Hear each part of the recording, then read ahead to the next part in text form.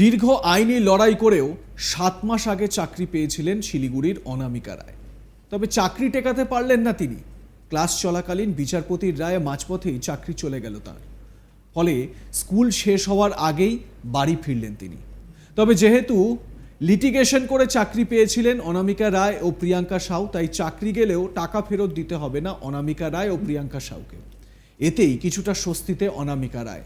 তবে এখনই বিচার ব্যবস্থার প্রতি আস্থা হারাচ্ছেন না তিনি। এদিন অনামিকা বলেন, অনেক দিন থেকে মামলা চলছিল, আমার বিচার ব্যবস্থার উপর আস্থা ছিল, কিন্তু এমন একটা রায় হলো যা ভাবা যায় না। সামান্য কিছু অযোগ্যদের জন্য আজ 25,000 চাকরি প্রার্থীর চাকরি বরখাস্ত হলো 25,000 মানুষের। আমি খুবই হতাশ। আমি ভেবেছিলাম এমন একটা রায় হবে যাতে যোগ্য প্রার্থীদের কোনো অসুবিধা হবে না, কিন্তু আমার ধারণা সম্পূর্ণ ভুল হলো। তাহলে এতদিন কি তদন্ত হলো? খুবই বাজে রায় হলো। আমি আমার আইনজীবীর সঙ্গে কথা বলবো যে পরবর্তী পদক্ষেপ কি করা যেতে পারে। অনামিকা রায়, যিনি চাকরি হারিয়েছেন, এরকমই একজন চাকরিহারা, কি বলছেন তিনি শুনুন। দেখুন, স্বভাবতই খুবই হতাশ, কারণ এইরকম রায় হবে এটা কখনো আশা করিনি। কিছু অযোগ্য চাকরি প্রার্থীর জন্য যে যোগ্য চাকরি প্রার্থীদের এইভাবে একটা সমস্যার মধ্যে পড়তে হবে বারবার, সেটা আজকে না, অনেক দিন আগে থেকে কিন্তু যোগ্য চাকরি প্রার্থীদের বিভিন্ন রকমভাবে সমস্যায় পড়া হচ্ছিল এবং বারবার করে প্যানেল ক্যান্সেলের হুঁশিয়ারি দেওয়া হচ্ছিল। তো এটা আমি ভেবেছিলাম যে হয়তো বিচার ব্যবস্থার প্রতি তো আমাদের প্রথম থেকে আস্থা রয়েছে আমার। তো আমি ভেবেছিলাম হয়তো এমন একটা রায় হবে সেখানে হয়তো যোগ্য চাকরি প্রার্থীদের কোনো রকম সমস্যার মধ্যে পড়তে হবে না, কিন্তু সেটা আমার সম্পূর্ণ ধারণাটা ভুল। দেখলাম আমি যে ভুল প্রমাণিত হলো, যে আজকে যে রায় হলো, সেই রায়টা কিন্তু একেবারে কোনোভাবে আশা করা যাচ্ছে না যে এটা কেমন একটা রায় হলো যে কিছু জন অযোগ্য চাকরি প্রার্থীদের জন্য তাদেরকে কিন্তু প্যানেল থেকে অনেক দিন আগেই আলাদা করে বের করে দেওয়া হয়েছে, যে নাম ওএমআর ম্যানিপুলেশন, র্যাঙ্ক জাম সবটাই কিন্তু, বা প্যানেল এক্সপায়ার হওয়ার পর যারা চাকরি পেয়েছে প্রত্যেকটাই কিন্তু আলাদা আলাদা করে আদালতে পেশ করা হয়েছিল সেই সমস্ত নথি। কিন্তু আজকে দেখা গেল যে পুরো প্যানেলটাই কিন্তু ক্যান্সেল করা হলো। তাহলে তো সেই ইয়ের কোনো আর মান্যতাই থাকলো না। তাহলে এতদিন ধরে যে তদন্ত হলো, বা এতদিন ধরে যে এত রকম কিছু হলো, জমা পড়লো আদালতে, তাহলে তো সেগুলোর কোনো রকম, তাহলে তো প্রথমেই প্যানেল ক্যান্সেল করে দিতে পারতো। তো এতটা সময় নেওয়ার তো দরকার ছিল না আমার মনে হয়। তো আমার মনে হয় যে খুবই একটা বাজে, কি বলবো, আমার দিক থেকে একটা এই রায়টা ভীষণভাবেই একটা প্রভাব ফেললো আর কি যোগ্য চাকরি প্রার্থীদের মনে। কারণ এই রায়টা হবে আমরা কখনো আশা করিনি। আমরা ভেবেছিলাম যে না, আদালতের কাছে যেহেতু সব রকম তথ্যই আছে, সব রকম নথি আছে, তাহলে রায়টা হয়তো সেই রকমই হবে যে যোগ্য এবং অযোগ্য চাকরি প্রার্থীদের আদালত আলাদা করতে পারবে, কিন্তু সেটা একদমই করলো না। সেটা দেখা গেল যে পুরো প্যানেলটাই বাতিল করে দিল, কিন্তু এটা কিন্তু কখনোই কাম্য নয়। হ্যাঁ, একটা শুনেছি, আমার আইনজীবীর সাথে আমার কথা হয়েছে, সেটা খুব অল্প সময়ের জন্য, কারণ তিনি তখন ব্যস্ত ছিল খুবই। তো আইনজীবীর সাথে অল্প সময়ের যে কথা হলো, তিনি তো আমাকে এটাই জানালেন যে দেখুন, আপনাদের তো ওএমআরে কোনো সমস্যা নেই, তো একটা রিপ্যানেল হবে এবং সেটা খুব শীঘ্রই হবে, 15 দিনে 15 ডেজের মধ্যে হবে, এবং রিপ্যানেলে আপনি আজকে চলে গেল ঠিকই, কিন্তু আপনি আবার চাকরিটা পেয়ে যাবেন। হ্যাঁ, সেইখানে আমি দেখলাম এক জায়গায়, আমি এখনো পর্যন্ত আইনজীবীর সাথে তো আমার বললাম যে খুব কম সময়ের কথা হয়েছিল, আমি সমস্ত নিউজ চ্যানেলের মাধ্যমে দেখতে পেলাম যে সেখানে 3টা বিষয় দেখতে পেলাম, যে ক্যান্সার আক্রান্ত সোমা দাসের চাকরিটা মানবিক কারণে ওটা রাখা হলো, আর যে প্রিয়াঙ্কা সাউ এবং আমার নাম দেখলাম আমি অনামিকা রায়, এই দুজনে যেহেতু লিটিগেশনে চাকরি পেয়েছে এবং তাদেরকে টাকা কোনো ফেরত দিতে হবে না।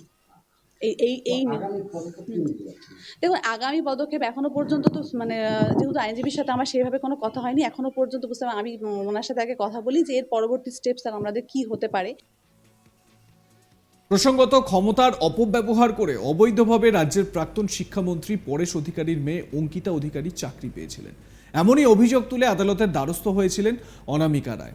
চাকরির অপর দাবিদার শিলিগুড়ির ববিতা সরকার, তিনিই মূলত পরেশ অধিকারীর কন্যার বিরুদ্ধে সরব হয়ে আদালতের দ্বারস্থ হন। এরপর দীর্ঘ আইনি টানাপোড়েনের পর রাজ্যের শিক্ষক নিয়োগ দুর্নীতি তদন্ত শুরু হয় এবং এই দুর্নীতি তদন্তে তৎকালীন হাইকোর্টের বিচারপতি অভিজিৎ গঙ্গোপাধ্যায়ের নির্দেশে অঙ্কিতার চাকরি পান ববিতা। সেই মতো কোচবিহার জেলার একটি স্কুলে শিক্ষকতা শুরু করেন তিনি। এরই মধ্যে পর্ষদ ফের জানিয়ে দেয় একাডেমিক স্কোর অনুযায়ী ববিতার চেয়ে 2 নম্বর বেশি রয়েছে শিলিগুড়ির অনামিকা রায়। ববিতার চাকরি এবং টাকা শিলিগুড়ির অনামিকা রায়কে দেওয়ার নির্দেশ দেন বিচারপতি। সেই মতো 2023 সালের 21শে সেপ্টেম্বর হাইকোর্টের প্রাক্তন বিচারপতি অভিজিৎ গঙ্গোপাধ্যায়ের নির্দেশে রাজগঞ্জ ব্লকের আমবাড়ির হরিহর হাই স্কুলে রাষ্ট্রবিজ্ঞানের বিষয়ে সহকারী শিক্ষিকা হিসেবে যোগ দিয়েছিলেন অনামিকা রায়। তবে শেষমেশ আইনি লড়াই করেও সেই চাকরিটিকে রাখতে পারলেন না তিনি। সোমবার 21শে এপ্রিল 2016 সালে এসএসসি নিয়োগ দুর্নীতিতে হাইকোর্ট প্রায় 25,000-এর বেশি নিয়োগ বাতিল করেছে। আর সেই রায়দানের পর শোরগোল পড়ে গিয়েছে গোটা রাজ্য রাজনীতিতে। বাতিল করা হয়েছে 2016 সালের গোটা প্যানেল। শুধু তাই নয়, 12% সুদ হারে টাকা ফেরত দেওয়ার নির্দেশ দিয়েছে আদালত। প্রসঙ্গত 2016 সালের এসএসসির পুরো প্যানেল বাতিলের নির্দেশ দিয়েছে হাইকোর্ট। 17 রকমভাবে বেআইনি হয়েছে গোটা নিয়োগ প্রক্রিয়ায়। জাল ওয়েমারশিট ব্যবহার হয়েছিল, ওয়েমারশিটের এজেন্সি নিয়োগে কোনো টেন্ডার হয়নি, এসএসসির আসল ওয়েমারশিট নষ্ট করা হয়েছে, মিরর ইমেজের নামে যা করেছে সেটা বেআইনি, আসল ওয়েমারশিট পাওয়া যায়নি, সুপার নিউমেরিক পোস্ট বেআইনিভাবে গড়া হয়েছে। একমাত্র সোমা দাস নামে এক চাকরিপ্রাপকের চাকরি থাকবে, তিনি ক্যান্সারে আক্রান্ত, তাই মানবিক গ্রাউন্ডে তার চাকরিটি থাকছে। প্যানেলের মেয়াদ শেষের পরে যারা চাকরি পেয়েছেন তাদের বেতন ফেরত দিতে হবে। মেয়াদ উত্তীর্ণদের 4 সপ্তাহের মধ্যে 12% সুদ সমেত বেতন ফেরত দিতে হবে। সেই বেতন ফেরত মিলেছে কিনা তা 6 সপ্তাহের মধ্যে দেখার নির্দেশ দেওয়া হয়েছে জেলা শাসকদের। সিবিআই তদন্ত চলবে। বেআইনিভাবে চাকরি প্রাপকদের প্রয়োজনে হেফাজতে নিয়ে জেরা করবে সিবিআই। বেআইনিভাবে সুপার নিউমেরিক পোস্ট করে চাকরি প্রাপকদের হেফাজতে নিতে পারবে সিবিআই। পুনর্মূল্যায়নের পর নতুন প্যানেল প্রকাশের নির্দেশ। এসএসসিকে টেন্ডার ডেকে নতুন করে নিয়োগ প্রক্রিয়া শুরু করার নির্দেশ দেওয়া হয়েছে। সুপার নিউমেরিক পদে নিয়োগ ক্যাবিনেটের সিদ্ধান্ত নিয়ে সিবিআই তদন্ত করবে। কার বা কাদের মদতে হয়েছে সেটাও খতিয়ে দেখা হবে। প্রয়োজনে হেফাজতে নিয়ে জেরা করতে পারবে সিবিআই। এত পরিমাণ বেআইনি নিয়োগ হয়েছে যেখানে কে আসল আর কে বেআইনি নিয়োগ পেয়েছে তার পৃথক করা দুঃসাধ্য। এমনকি রাজ্যকে তাগাদা দিলেও রাজ্য এ ব্যাপারে কোনো তথ্য দেয়নি। 25,753 জনের চাকরি বাতিল করা হলো। গ্রুপ সি, গ্রুপ ডি, নবম, দশম, একাদশ, দ্বাদশে 2016 সালের প্যানেলে চাকরি পেয়েছিলেন তারা। বলা যেতে পারে এই ভোটের মরশুমে রাজ্য সরকারের কাছে এটা একটা বড় ধাক্কা, যেটা কলকাতা হাইকোর্টের ডিভিশন বেঞ্চ নির্দেশ দিয়েছে। 25,753 জনের চাকরি গেল এক লহমায়, শুধুমাত্র একটা নির্দেশে। গোটা যে প্যানেল 2016 সালের এসএসসির নিয়োগের যে গোটা প্যানেল, সেই প্যানেল বাতিল করা হয়েছে।